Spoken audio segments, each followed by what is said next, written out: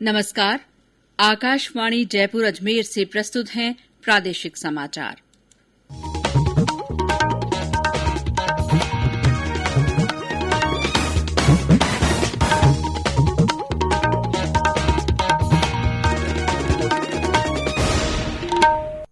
मुख्य समाचार। राष्ट्रपति रामनाथ कोविंद ने वर्ष 2021 के लिए पद्म पुरस्कार प्रदान किए। राजस्थान की 3 हस्तियों को भी पद्मश्री पुरस्कार से नवाजा गया। प्रदेश में डेंगू और अन्य मौसमी बीमारियों के मामलों में लगातार बढ़ोतरी। डेंगू के मरीजों की संख्या करीब 13,000 हुई। देश में कोविड से स्वस्थ होने की दर 98.25% हुई। अब तक 109 करोड़ 60 लाख से अधिक कोविड टीके लगाए गए। केंद्र सरकार के आर्थिक सहयोग से जयपुर जिले में 100 स्कूल हर्बल गार्डन विकसित किए जाएंगे। और प्रदेश में रात के समय ठंड का असर बढ़ने लगा। अगले 3-4 दिन में तापमान में 2 से 3 डिग्री सेल्सियस की गिरावट आने की संभावना।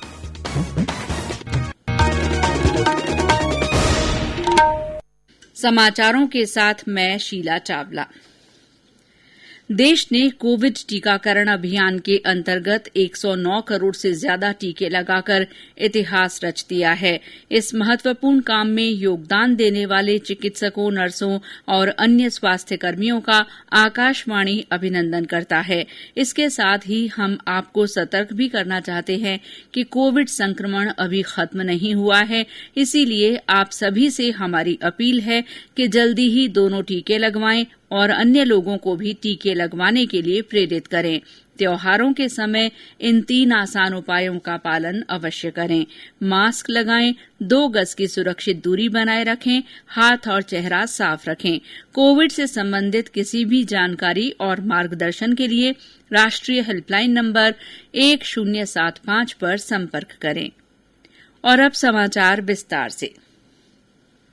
राष्ट्रपति रामनाथ कोविंद ने राष्ट्रपति भवन में नागरिक अलंकरण समारोह के दूसरे दिन आज प्रमुख हस्तियों को वर्ष 2021 के पद्म पुरस्कारों से सम्मानित किया। इस मौके पर उपराष्ट्रपति, प्रधानमंत्री और केंद्रीय गृह मंत्री सहित अनेक गणमान्य व्यक्ति उपस्थित रहे। देश के प्रतिष्ठित नागरिक सम्मान पद्म पुरस्कार 3 श्रेणियों में प्रदान किए जाते हैं: पद्म विभूषण, पद्म भूषण और पद्मश्री। ये पुरस्कार कला, समाज सेवा, विज्ञान, व्यापार, चिकित्सा, साहित्य, खेल और नागरिक सेवाओं सहित विभिन्न विषयों और क्षेत्रों में विशेष योगदान के लिए दिए जाते हैं। मूर्तिकार सुदर्शन साहू और पुरातत्वविद प्रोफेसर ब्रज बासीलाल और अन्य व्यक्तियों को पद्म विभूषण से सम्मानित किया गया। असम के पूर्व मुख्यमंत्री तरुण गोगोई, पूर्व केंद्रीय मंत्री रामविलास पासवान और गुजरात के पूर्व मुख्यमंत्री केशुभाई पटेल को मरणोपरांत पद्म भूषण से सम्मानित किया गया। पद्म भूषण पाने वालों में पूर्व लोकसभा अध्यक्ष सुमित्रा महाजन, सेवानिवृत्त लोक सेवक नृपेंद्र मिश्रा और अन्य हस्तियां शामिल हैं। राजस्थान की 3 हस्तियों को भी पद्मश्री पुरस्कार से नवाजा गया है। इनमें राजस्थानी मायड़ भाषा के साहित्यकार पाली के अर्जुन सिंह शेखावत, लोक संगीत के क्षेत्र में जोधपुर के लाखा खां मांगणियार और पर्यावरण संरक्षण के लिए राजसमंद जिले के श्याम सुंदर पालीवाल शामिल हैं। राष्ट्रपति ने कल वर्ष 2020 के लिए पद्म पुरस्कार प्रदान किए थे, जिसमें प्रदेश की 5 हस्तियों को पद्मश्री से नवाजा गया था। अलवर की उषा चौमर भी पद्मश्री पाने वालों में शामिल हैं।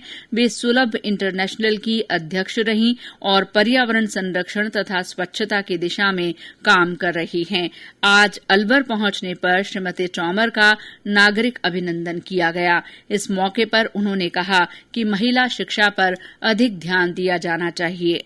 जब मेला ढोने का काम करते आप कोई हमको पास में नहीं बिठाता था, लेकिन आज है कि सब लोग हम लोगों को गले लगा रहे हैं और एक साथ मतलब बैठ रहे हैं, खा पी रहे हैं। कोई दिक्कत नहीं मुझे यहाँ। तो 2003 से मैंने काम छोड़ा मेला ढोने का। मैं लेडीजों को ये कहना चाहती हूँ, सभी महिलाओं को, कि सबसे पहले तो पढ़ने लिखना चाहिए लड़कियों को। तो जब तक हम लोग घर में रहते हैं तो हम कुछ नहीं समझ पाते हैं। जब थोड़ा सा बाहर निकलते हैं तो सब कुछ हम सीख। मुझे राष्ट्रपति जी ने सम्मान किया, मुझे बहुत अच्छा लगा और खुशी हो रही। और सभी अलवर वाले गर्व महसूस कर रहे हैं इस चीज कि भाई हमारा अलवर का भी नाम आया। एक लेडी से मेला ढोने वाली को पद्मश्री मिला है तो बहुत खुश हो रहे हैं सब लोग।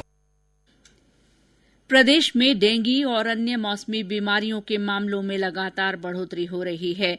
पिछले साल राज्य में डेंगू के करीब 2000 मामले रिपोर्ट हुए थे, लेकिन इस साल डेंगू के मरीजों की संख्या करीब 13,000 हो गई है। स्क्रब टाइफस और चिकनगुनिया के मामले भी पिछले साल की तुलना में बढ़ गए हैं। पेश है हमारे संवाददाता की रिपोर्ट। राज्य में डेंगू के अब तक 12,700 से ज्यादा मामले रिपोर्ट हो चुके हैं। पिछले साल की तुलना में डेंगू रोगियों की संख्या इस बार 6 गुना से ज्यादा है। अस्पतालों में मरीजों की भीड़ है। डेंगू से जयपुर जिला सबसे ज्यादा प्रभावित है, जहां अब तक 2,400 के करीब मरीज सामने आ चुके हैं। इसके अलावा कोटा में 1,200 से ज्यादा, बीकानेर और जालोर में डेंगू मरीजों की संख्या 900 के करीब पहुंच चुकी है। प्रदेश में स्क्रब टाइफस के भी अब तक 1700 से ज्यादा मामले रिपोर्ट हो चुके हैं, जो पिछले साल की तुलना में करीब 300 ज्यादा हैं। इसी तरह करीब 900 लोगों में चिकनगुनिया की पुष्टि हुई है। एसएमएस अस्पताल के वरिष्ठ चिकित्सकों का कहना है कि इस बार डेंगू ने अपना रूप बदला है और यह मरीजों को ज्यादा नुकसान पहुंचा रहा है। जितेंद्र द्विवेदी, आकाशवाणी समाचार, जयपुर। सवाई मानसिंह अस्पताल में मेडिसिन विभाग के वरिष्ठ आचार्य डॉक्टर प्रकाश केशवानी ने आकाशवाणी को बताया कि अगले 15 दिन में मौसमी बीमारियों के रोगियों की संख्या में कमी आने की उम्मीद है। उन्होंने बताया कि इस समय सभी लोगों को सावधानी बरतनी चाहिए। काफी गंभीर इसका प्रेजेंटेशन था आपकी बात, क्योंकि ज्यादा सीरियस डेंगू हो रहा है। मौसम भी अब ठंडा होगा और ठंड की शुरुआत के साथ ही मच्छरों का काटना भी कम हो जाता है और डेंगू की होने की जो रेट है वो भी काफी कम हो जाती है। सफाई रखें, गंदा पानी कहीं कहीं पास में हो तो उसका कोई ट्रीटमेंट करा लें। कहीं डेंस एरिया में रहते हैं जहाँ नमी और कीचड़ और पानी ज्यादा है, वहाँ पे फॉगिंग कराने से भी मच्छरों से बचाव हो सकता है। हर आदमी अपने घर में जाली वाले दरवाजे बंद रखे और संभव हो मच्छर मारने की जो अगरबत्तियां हैं उनको यूज करके कम से कम ऐसी तरीके से रहें कि मच्छर कम से कम काटें। जहाँ पे भी थोड़ा सा अंधकार है, नमी है, वहाँ पे सफाई रखें, रोशनी दें, खुली हवा को आने दें, ताकि मच्छरों का प्रकोप कम हो तो डेंगू से बचाव होने की संभावना पूरी हो जाए। ये समाचार आकाशवाणी जयपुर अजमेर से प्रसारित किए जा रहे हैं। समाचार अभी और भी हैं, लेकिन पहले ये संदेश।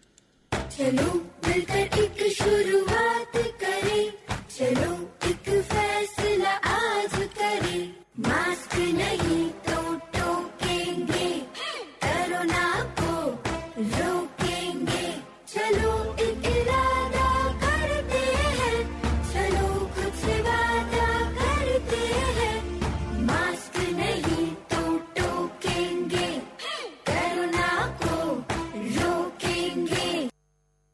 समाचारों में आपका फिर स्वागत है। राष्ट्रीय कोविड टीकाकरण अभियान के तहत देश में अब तक 109 करोड़ 60 लाख से अधिक कोविड टीके लगाए जा चुके हैं। कोविन पोर्टल के अनुसार आज 49 लाख से अधिक टीके लगाए गए। देश में पिछले 24 घंटे में कोविड के 10,000 से अधिक नए रोगियों की पुष्टि हुई। कल 12,000 से अधिक कोविड रोगी स्वस्थ हुए हैं। इसके बाद देश में कोविड से स्वस्थ होने की दर 98.25% हो गई है। कोविड संबंधी राष्ट्रीय हेल्पलाइन नंबर हमारी वेबसाइट newsonair.gov.in पर उपलब्ध हैं। मुख्य सचिव निरंजन आर्य ने राज्य में 6 साल तक के आयु वर्ग में लिंगानुपात की स्थिति को चिंताजनक बताया है और इसे सुधारने के लिए विभिन्न विभागों से समन्वित प्रयास करने को कहा है। श्री आर्य ने आज वीडियो कॉन्फ्रेंस के माध्यम से बेटी बचाओ बेटी पढ़ाओ योजना की स्टेट टास्क फोर्स की बैठक की अध्यक्षता की। मुख्य सचिव ने कहा कि राज्य में वर्ष 2011 की जनगणना के अनुसार 6 साल आयु वर्ग का लिंगानुपात 888 है, जो गंभीर चिंता का विषय है। झालावाड़ जिले के सभी सामुदायिक स्वास्थ्य केंद्रों, प्राथमिक स्वास्थ्य केंद्रों, शहरी प्राथमिक स्वास्थ्य केंद्रों और जिला अस्पताल में प्रधानमंत्री सुरक्षित मातृत्व दिवस अभियान आयोजित किया गया। इसमें गर्भवती महिलाओं को कोरोना वायरस संक्रमण से बचाव की जानकारी दी गई। करौली जिले में गर्भावस्था और प्रसव के दौरान जोखिम को कम करने के लिए सभी सरकारी चिकित्सा संस्थानों पर गर्भवती महिलाओं को मुफ्त जांच और उपचार की सुविधाएं दी गईं। बाल दिवस पर 14 नवंबर को राजस्थान विधानसभा में बाल सत्र आयोजित होगा।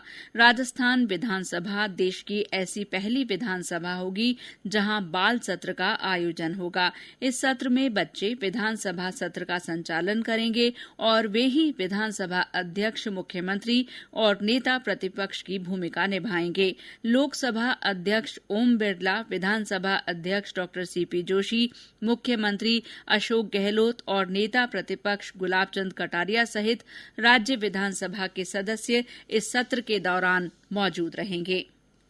सार्वजनिक क्षेत्र की तेल कंपनियां देश के प्रमुख शहरों और राष्ट्रीय राजमार्गों पर मिशन मोड पर 22,000 इलेक्ट्रिक वाहन चार्जिंग स्टेशन स्थापित करेंगी। पेट्रोलियम और प्राकृतिक गैस मंत्री हरदीप पुरी ने अपने ट्वीट में कहा कि इंडियन ऑयल कॉरपोरेशन 10,000 और भारत पेट्रोलियम 7,000 स्टेशन स्थापित करेगा, जिनमें से 1,000 एक साल में स्थापित किए जाएंगे। भारत पेट्रोलियम 52 चार्जिंग स्टेशन पहले ही स्थापित कर चुकी है। हिंदुस्तान पेट्रोलियम ने अब तक 382 स्टेशन स्थापित किए हैं और ये 5,000 चार्जिंग स्टेशन स्थापित करेगी, जिनमें से 1,000 एक साल में स्थापित किए जाएंगे।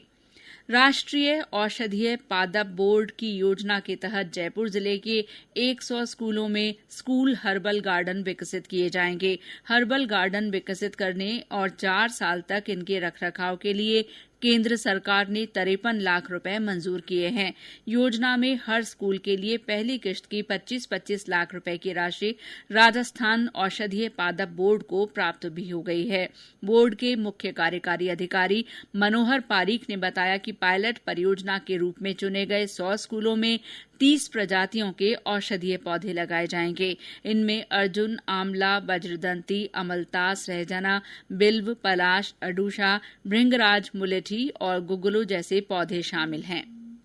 ये प्रोजेक्ट जो है ये औषधीय पादपों की पहचान, उनकी प्राथमिक उपयोगिता और चिकित्सक को एक औषधि की स्थानीय स्तर पर सर्वसुलभता, तीनों ही प्रकार से यह प्रोजेक्ट बहुत बढ़िया प्रभावी साबित होगा। राज्य सरकार और भारत सरकार के सहयोग से बोर्ड द्वारा ये प्रत्येक जिले में एक कार्यक्रम संचालित करने का विचार बोर्ड रखता है। यह प्रोजेक्ट एक बहुत ही वरदान साबित होगा, न केवल आयुर्वेदीय जो औषधीय पादप है उनके संरक्षण संवर्धन में, बल्कि उनकी उपयोगिता आमजन में किस प्रकार से की जा सकती है, उस एंगल से भी यह बहुत ही अच्छा साबित होने की संभावना है।